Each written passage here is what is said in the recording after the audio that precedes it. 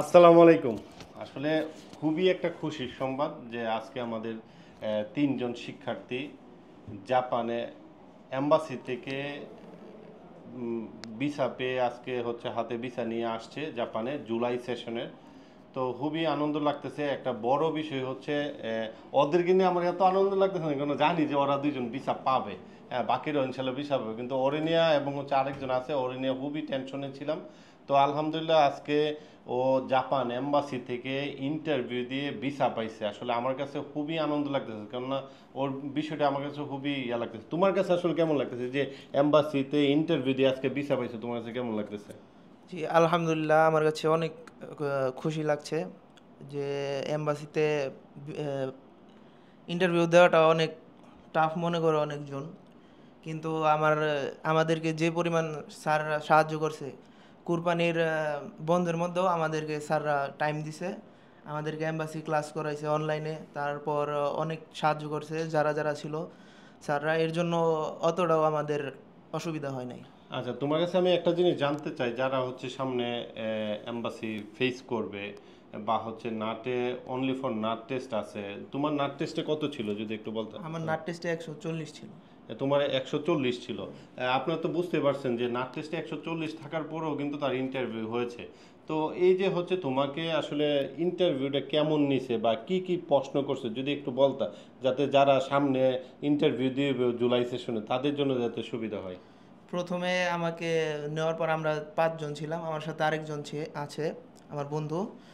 ও আমরা যাওয়ার পরে তারপর একটু ওয়েট করার পরে রুম নাম্বার একে ডাক দেওয়ার পর তারপর প্রথমে আমার নাম জিজ্ঞেস করছে, তারপরেই আমার সাকুবন পড়তে দিছে। মানে হচ্ছে রিডিংটা তোমাকে রিডিংটা পড়তে দিছে পড়তে দিছে সাকুবন। সাকুবন। সাকুবনটা আসলে কি কি ছিল তোমার? সাকুবনে বেশিরভাগই ছিল কাতাকানা, কাঞ্জি খুব অল্প ছিল, কয়েকটা কাতাকানা ফুরিকানাও লেখা ছিল কাঞ্জি। কাতাকানা কি কি কাতাকানা ছিল তোমার? কাতাকানা, কুরিকেট, তো তারপর এরকম হার্ড হার্ড অনেকগুলাই ছিল আর কি।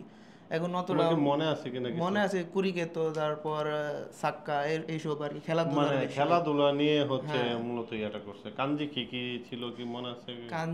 কাঞ্জি, খাইমাসের কাঞ্জি, তারপর শিরোই, আওই, আর দুইটা ছিল ওইটা মানে মনে নেই, কিন্তু মানে অল্প এগুলো অল্প। বোঝা যাচ্ছে যে খেলাধুলা নিয়ে একটা সাকুবন ধরছে, এবং পাশাপাশি হচ্ছে নর্মাল কাঞ্জিগুলোই আসলে নর্মাল ধরছে। কাঞ্জিগুলো ধরছে। আর যেগুলো খুব কঠিন কাঞ্জি ছিল ওইগুলোর উপরে ফুরিগানা দেওয়া ছিল। হ্যাঁ, তারপরে পরবর্তী সাকুবনের পরে তোমাকে কি প্রশ্ন করেছে? পরবর্তী সাকুবনের পরে জিজ্ঞেস করছে যে কেন তুমি জাপানিজ ভাষা শিখছো। তো ওইটা স্যার আমাদেরকে ভালোভাবে পড়িয়ে দিয়েছে যে 3 রকমের প্রশ্ন করবে আর কি, স্যাররা পড়াইছে বলেই আমি ভালো হুম। মতো উত্তরটা দিতে আচ্ছা, পারছি। তারপরে কি প্রশ্ন করছে?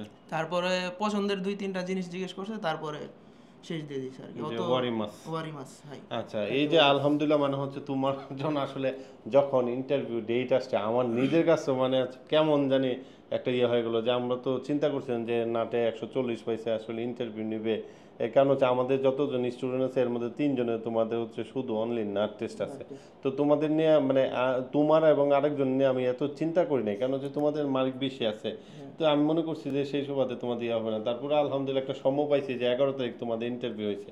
মানে এম্বাসিতে ওদের ওরা ফাইল সাবমিট করছে 4 তারিখ না 3 তারিখ? 3 তারিখে। 3 তারিখে হচ্ছে বিএফএস ফাইল সাবমিট করছে, এবং এম্বাসিতে ইন্টারভিউর জন্য রাখছে হলো 11 তারিখ, 11 তারিখ। ঈদের পরে। এটা আমাদের জন্য একটু প্লাস পয়েন্ট প্লাস নিচ্ছে, তাই পয়েন্ট, না? হ্যাঁ। তো এই সময়তে আলহামদুলিল্লাহ আমাদের ছাত্ররাও যদিও এনফুর ও করতেছে, তো এই সুবাদে আলহামদুলিল্লাহ আমি মনে করি যে অল্প সময়ে ভালো প্রিপারেশন নিতে পারছে। জি। তো আমরা যারা জাপানে মানে যারা অনলি নার্স টেস্ট আছে ভালো করে প্রিপারেশন নেন, আপনারাও ভিসা পাবেন। তুমি তোমার ফ্যামিলি মেম্বারদের কি বলতে চাও যে সব মিলে যে আজকে ভিসা পাইছে? সব মিলে আমি অনেক খুশি। আমাদের ফ্যামিলি মেম্বার, আমার মা, আব্বু অনেক সাহায্য করেছে টাকা পয়সা দিয়ে। তারপর আমার ভাই আছে, তারাও অনেক সাহায্য করেছে। মোটামুটি আমরা অনেক আলহামদুলিল্লাহ অনেক খুশি। আচ্ছা, ধন্যবাদ তোমাকে। তুমি হ্যাঁ, কোথায় থেকে আসছো? তোমার দেশের বাড়ি কোথায়? আমার দেশের ওই ঢাকার দোয়ার নবগঞ্জ। আচ্ছা, এই, তোমার নাম এবং পরিচয় যদি দিতে একটু। আমার নাম মোহাম্মদ ফাহিম হোসেন, আমি কুমিল্লা গৌরীপুরের স্টুডেন্ট। হুম। আমি গৌরীপুর থেকে আসছি। এই যে তুমি আজকে ভিসা পেলা, এই বিএফএস এর ডকুমেন্ট কবে জমা দিচ্ছ? আমি বিএফএস এর 4 তারিখে ডকুমেন্ট সাবমিট করেছিলাম। 4 তারিখে ডকুমেন্ট সাবমিট করছো, তাই তো? আচ্ছা, এই যে তুমি আজকে ভিসা পাইলা, তোমার কাছে আসলে কেমন লাগতেছে? আসলে বিএফএস এর ডকুমেন্ট সাবমিট করার পর থেকে এই যে একটা মানসিক বিপর্যস্ত ছিলাম যে ভিসা হবে কি হবে না, এখন আজকে কিন্তু visa আমরা পাইছি। কিন্তু সবসময় বলি যে তোমাদের নিয়ে কিন্তু আমি একটু আগে বললাম যে যারা নার্জেল বেড আছে তোমাদের নিয়ে কিন্তু আমি বিন্দু পরিমাণ চিন্তা করি না, কারণ জানি যে ইনশাল্লাহ এই একদিন আগে আর একদিন পরে ভিসা পাবেই। কেননা এবং হচ্ছে সবচেয়ে বড় যে বিষয়টা যে তোমরা নিজেরা জানো যে তোমার ডকুমেন্ট কি ছিল। আমাদের সবগুলো অথেন্টিক ডকুমেন্ট ছিল, কোনো এটা fake তো documents অনলি ছিল ফর না। যে এম্বাসিতে এরকম না, আমরা তো জাপানও সেম ডকুমেন্ট। সেমের জন্য হয়েছে। আচ্ছা তোমার যদি আলহামদুলিল্লাহ একটু অনেক ভালো লাগতেছে। আচ্ছা এই যে হচ্ছে সান জাপানিজ ট্রেনিং সেন্টারে পড়াশোনাটা আসলে কেমন হয়? আসলে কি তোমাদের মন মতো পড়াশোনা হয় নাকি পড়াশোনার জন্য তোমাদেরকে প্রেশার দেওয়া হয় না, কোনটা? সত্যি বলতে সান জাপানিজ ট্রেনিং সেন্টার অনেক টিচাররা অনেক কোঅপারেটিভ, হেল্পফুল, এবং তারা আমাদের অনেক পরিমাণ প্রেশার ক্রিয়েট করে জাস্ট পড়াশোনার জন্য। ওই সময় এটা বিরক্তি লাগলেও এখন মনে হচ্ছে আসলে আমাদের ভালোর জন্যই এটা করছে। আমরা ভালো মার্কস পাইছি, এই জন্য ভিসা এম্বাসি আমাদেরকে ভিসা দিছে।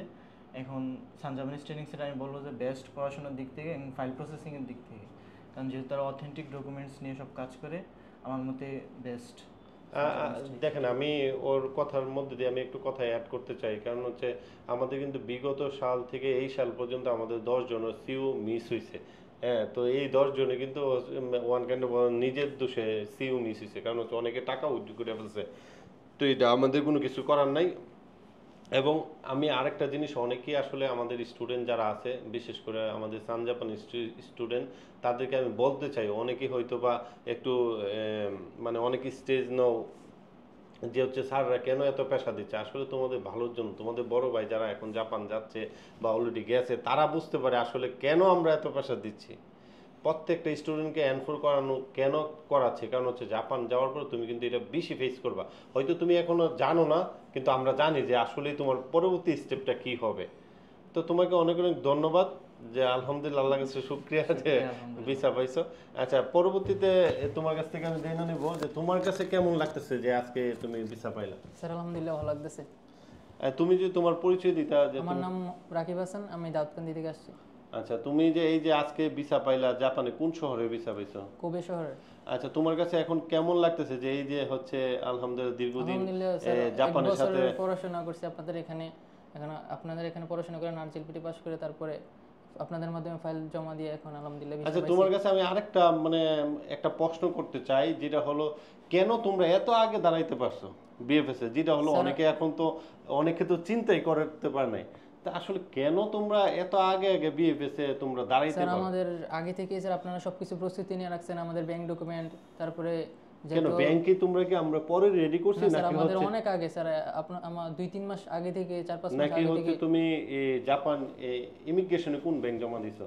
সেম সেম একই Same bank। একই অ্যাকাউন্ট। তাহলে আপনারা তো বুঝতে পারছেন যে আমাদের ছাত্ররা কেন আগে বিএফএস এ ফাইল জমা দিতে পারে, কারণ একটাই, তাদের অথেন্টিক ডকুমেন্ট ইনকাম ট্যাক্স থেকে শুরু করে সবই কিন্তু সিও টিকার আগেই দিতে হয়, নাহলে কিন্তু জি স্যার। আমরা ওইটা মানে হচ্ছে স্কাইপি টিকার আগে, সরি সিওই না, মানে স্কাইপি টিকার আগে হচ্ছে ডকুমেন্ট জমা document দিতে দেওয়া হয়। তোমার কাছে আজকে কেমন লাগছে এই যে জি আজকে স্যার, হাতে আলহামদুলিল্লাহ ভালো লাগছে। ভিসা? আপনাদের অনেক মানে পরিশ্রম, স্যারেরা অনেক পরিমাণে হেল্পফুল, সবকিছু মিলে আছে আলহামদুলিল্লাহ। আচ্ছা যাক। তো সবার জন্য অনেক অনেক দোয়া রইলো, যাতে সামনে গিয়ে জাপান গিয়ে যাতে ভালো কিছু করতে পারো, এই দোয়া রইলো। আর সবার উদ্দেশ্যে আমি আরেকটা কথা বলতে চাই যে যদি জাপান যেতে চান, জাপানিজ ভাষার কোনো বিকল্প নাই, এটা ওরাও জানে। যে আর আমি সবসময় একটা কথাই বলি যে সান জাপানিজে যারা ভর্তি হবেন, এনফোর্স ছাড়া জাপান যাওয়া অসম্ভব।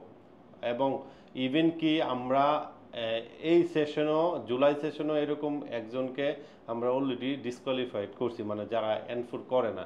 এবং সামনেও আমরা করব যে সিইউর জন্য জমা দেওয়ার পরও আমরা তার ফাইল ক্যান্সেল করি, একটাই কারণ সে এনফোর করবে না। তো যারা হচ্ছে সামনে আসতে চিন্তা করছেন তারা আগে আগে ব্যাংক ওপেন করেন এবং ডকুমেন্ট গুছায় তারপর নিয়ে সান জাপানিজ ট্রেনিং সেন্টার আসে এবং প্রত্যেকটা এজেন্সিতে যান, কেন আপনি ডকুমেন্ট যেন অথেন্টিক থাকবে। আমি মনে করি প্রত্যেক এজেন্সি আপনার জন্য অনেক ভালো হবে। এবং আমি মনে করি বাংলাদেশে যতগুলো এজেন্সি আছে সবাই ভালো, সবার কাজ আমাদের থেকে আরও ভালো। কিন্তু আমরা যেটা চিন্তা করি সান জাপানিজ ট্রেনিং সেন্টার সবসময় ভালোভাবে কীভাবে করা যায়, যাতে কেউ প্রশ্নের সম্মুখীন না হইতে হয়। যে একটা স্টুডেন্ট আমাকে আজকে প্রশ্ন করবে, স্যার এটা কেন এরকম হইলো, এই প্রশ্ন উত্তর আমি দিতে পারবো না, কারণ হচ্ছে এই কারণেই আমরা সব কিছু অথেন্টিক ছাড়া কাজ করি না। এবং আমি আরও বলবো যে সবাই ভালো করে জাপানিজ পড়েন এবং জাপানিজ কালচার জেনে যান।